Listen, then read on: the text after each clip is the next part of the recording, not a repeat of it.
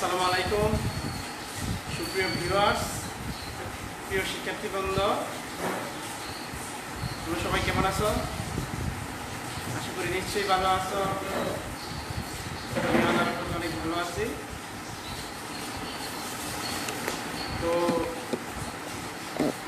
প্রিয় শিক্ষার্থী বন্ধুরা, তোমরা নিশ্চয়ই অনেকে জানো আজকে হচ্ছে বিশ্ব শিক্ষক দিবস। তো আমি বিশ্বের সকল শিক্ষকদের প্রতি শ্রদ্ধা এবং ভালোবাসা জানিয়ে আমি আমার আজকে শ্রেণিকা কার্যক্রম শুরু করলাম। তো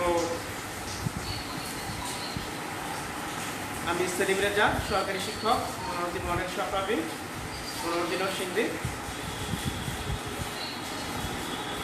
আজকে আমি তোমাদের পঞ্চম শ্রেণীর বিজ্ঞান বিষয় নিয়ে আজকেও আমি তোমাদের শ্রেণী কার্যক্রম নিয়ে আসছি। আমি আজকে তোমাদের পঞ্চম শ্রেণীর বিজ্ঞান বিষয়ের তোমাদের একেবারে সর্বশেষ অধ্যায়, যেটা জনসংখ্যা ও পরিবেশ, ওই অধ্যায় থেকে আলোচনা করব। ইতিমধ্যে আমি প্রাকৃতিক সম্পদ, গত ক্লাসে প্রাকৃতিক সম্পদ নিয়ে আলোচনা করেছিলাম সর্বশেষ।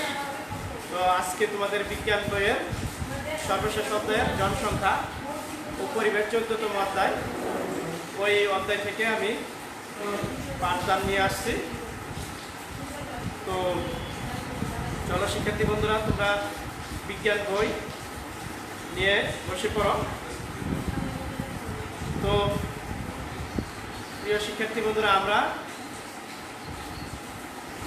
দেখতেছি যে সারা বিশ্বে বা সারা পৃথিবীতে জনসংখ্যা প্রতিনিয়ত বৃদ্ধি পাচ্ছে, তাই না? বাংলাদেশও জনসংখ্যা কিন্তু প্রতিনিয়ত বৃদ্ধি পাচ্ছে।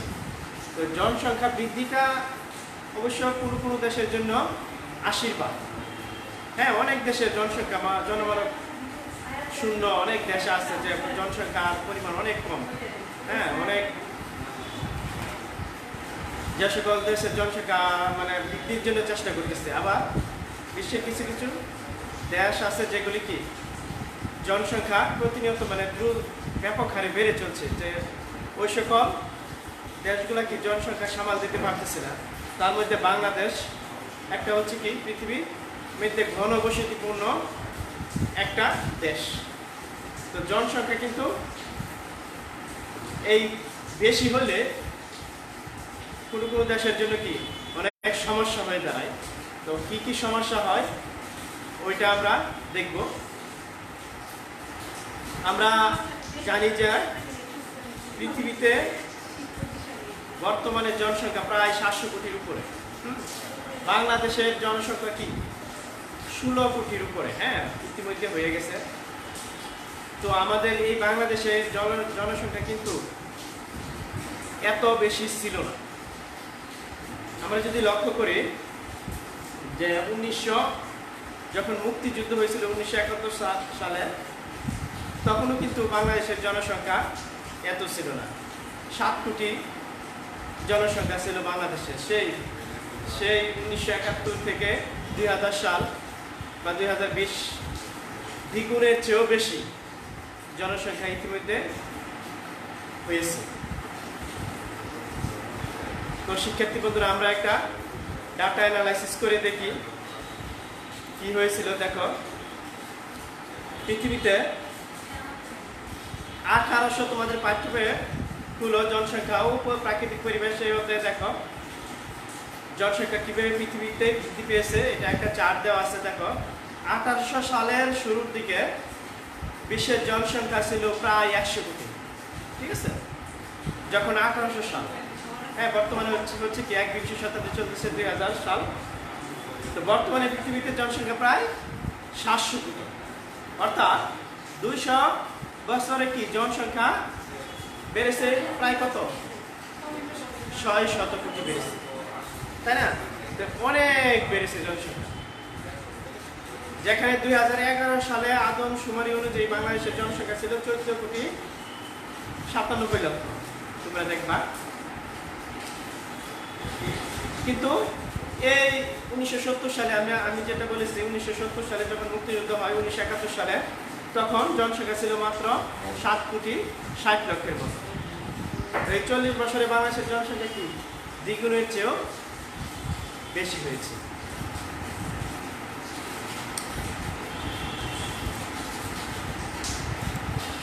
তো আমরা যখন এই জনসংখ্যা যে এত ঘনত্ব বাড়তেছে আমরা কিন্তু দেখো ঢাকা শহরে গেলে বুঝতে পারি ট্রেনে যখন আমরা উঠি দেখি জনসংখ্যার জন্য কি একেবারে কি দাঁড়ানো যাচ্ছে না। ট্রেনের মধ্যে বাস বলো, ট্রেন বলো, লঞ্চ বলো, মানে মানুষের ভিড়, তাই না? সকল জায়গায় কি মানুষের ভিড়। আর আমরা কি জনসংখ্যা অধিক হওয়ার কারণে কি আমরা যখন হাসপাতালে ভর্তি হওয়ার জন্য কি রোগী হাসপাতালে সিট পাচ্ছে না, মানে অধিক পরিমাণে মানুষ অসুস্থ হচ্ছে, অধিক পরিমাণে মানুষ কি বাজারে থাকতেছে, অধিক পরিমাণে মানুষ কি মানে বেকার হয়ে যাচ্ছে অতিরিক্ত জনসংখ্যার কারণে। তাহলে আমরা আসলে দেখি জনসংখ্যার যে এই যে ঘনত্বটা, জনসংখ্যার ঘনত্বটা কি এটা আমরা একটু দেখি। চলো আমরা জানি কি বাংলাদেশের আয়তন কত, আমরা জানি বাংলাদেশের আয়তন হচ্ছে 1,47,570 বর্গ কিলোমিটার। এটা হচ্ছে বাংলাদেশের আয়তন। আচ্ছা, তো এখন জনসংখ্যার ঘনত্ব।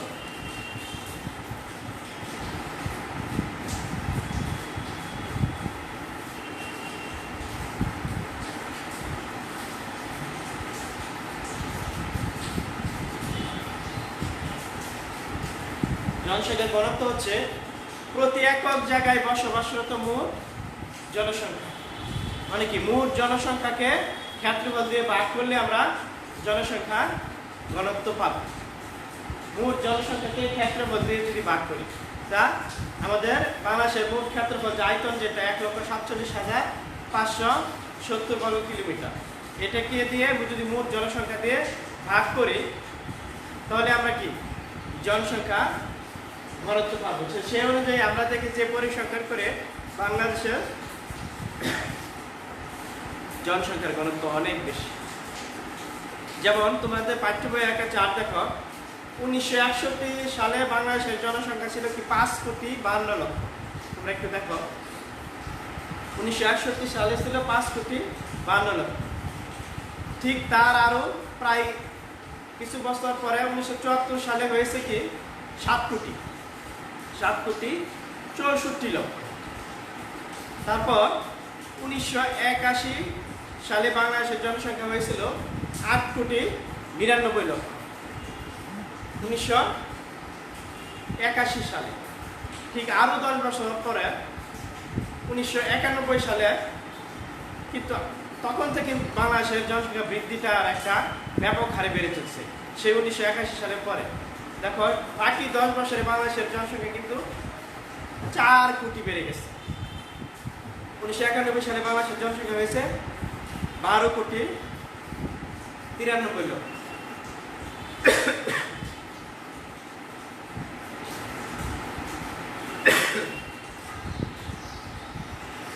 এবং আরো 10 বছর পরে তখন বেশি বৃদ্ধি পায় নাই,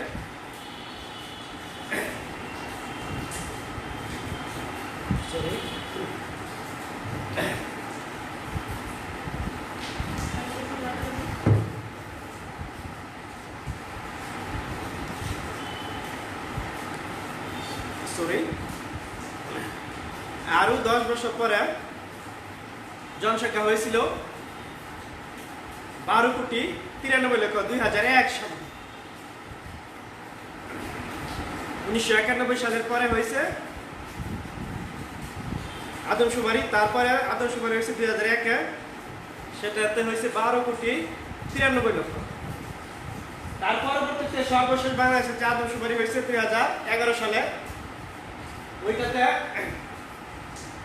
বাংলাদেশের জনসংখ্যা হয়েছে 14,97,00,000। কিন্তু আমাদের পরবর্তী আদমশুমারি এখনো হয় নাই, যেটা 2021 সালে হবে।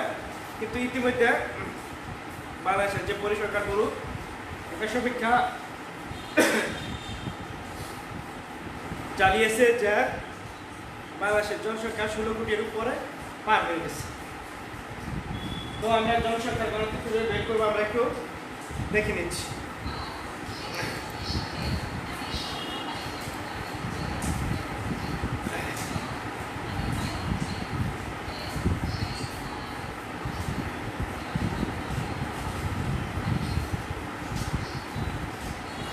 মোট জনসংখ্যাকে যদি আমরা ক্ষেত্রফল দিয়ে ভাগ করি তাহলে আমরা কি জনসংখ্যা ঘনত্ব পাবো।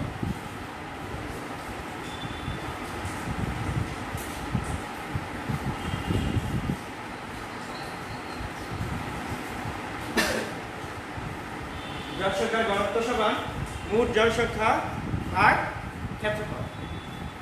সেই অনুযায়ী আমরা একটা জনসংখ্যার ঘনত্ব বের করব। চলো দেখি আমরা সর্বশেষ যে আদমশুমারি হয়েছে ওই আদমশুমারি অনুযায়ী জনসংখ্যার ঘনত্বটা বের করি। তো আমাদের সর্বশেষ আদমশুমারি অনুযায়ী মোট জনসংখ্যা ছিল কি 14,97,00,000। আমরা একটু লিখি।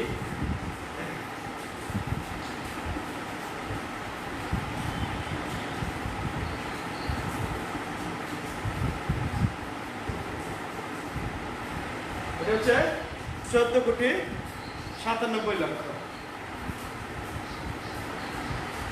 ভাগ বাংলাদেশের ক্ষেত্রফল হচ্ছে 1,47,000।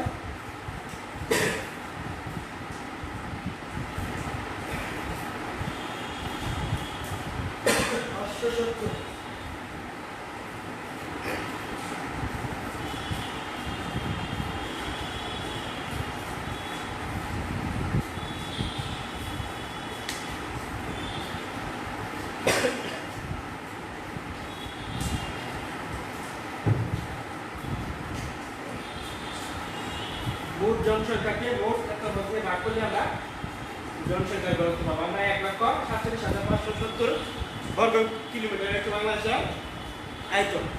তাহলে আমরা এভাবে জনসংখ্যার ঘনত্ব বের করবো। তো এটা যদি আমরা ভাগ করি আমরা যদি ভাগ করি আমরা পাবো এরকম। আমরা রাফে যদি ভাগ করে দেই আমরা এটা ভাগ করেছি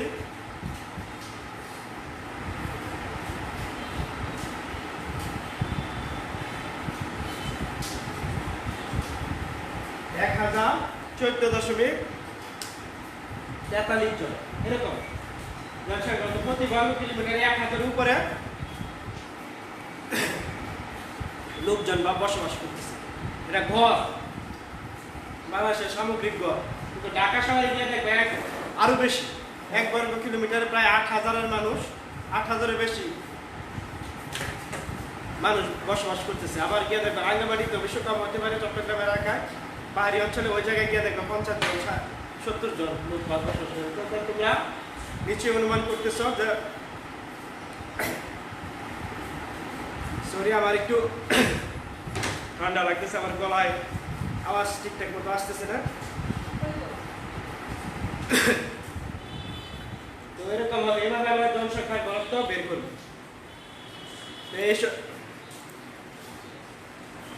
জনসংখ্যার বৃদ্ধির ফলে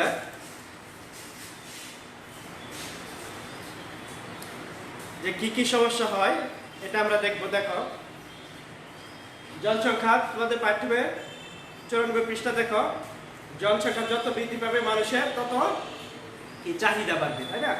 আমরা কি জনসংখ্যা যত বাড়বে তো মানুষের কি খাবারের চাহিদা বাড়ে, তাই না?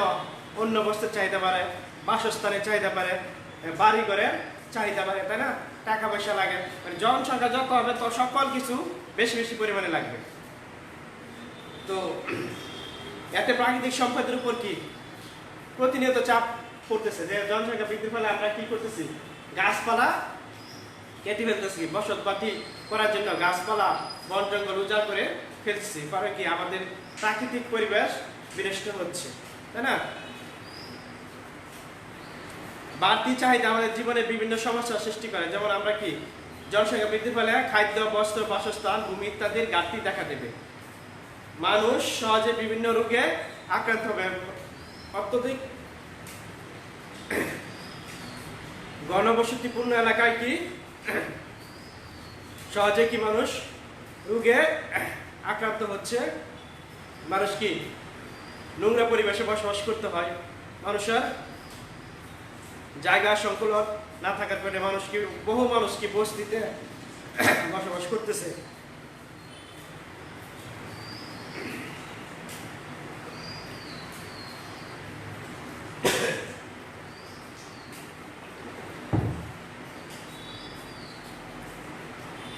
তো চিকিৎসা এবং শিক্ষার সুযোগ কমে যাচ্ছে। আমরা কি ক্লাসরুমে দেখতেছি কি একটি শ্রেণীকক্ষে কি শিক্ষার্থীদের কি অনেক শ্রেণীকক্ষে কি শিক্ষার্থী স্থান সংকুলন হচ্ছে না, তাই না? শ্রেণীকক্ষে কি শিক্ষার্থীদের জায়গা দিতে পারতেছি না। ছাত্রের তুলনায় শিক্ষার্থীর সংখ্যা, শিক্ষকের তুলনায় শিক্ষার্থীর সংখ্যা অনেক বেশি। তো এগুলি হচ্ছে আমাদের অসুবিধা। তো আমরা কি চেষ্টা করব কিভাবে জনসংখ্যা নিয়ন্ত্রণ করা যায়। তো শিক্ষার্থী বন্ধুরা, আজকে আমরা জানলাম যে বিশ্বের জনসংখ্যার একটি সামগ্রিক অবস্থা বা বাংলাদেশের যে জনসংখ্যা যে একটা চিত্র, এটা আমরা শিখতে পারলাম। আবার আমরা শিখেছি জনসংখ্যার ঘনত্ব কি, ওইটা আমরা শিখেছি। তো শিক্ষার্থী বন্ধুরা, তোমরা ভালো থাকো। এই অধ্যায়টা আজকে এতটুকু পর্যন্ত রাখছি, পরবর্তী ক্লাসে আলোচনা করব। তোমাদেরকে ধন্যবাদ।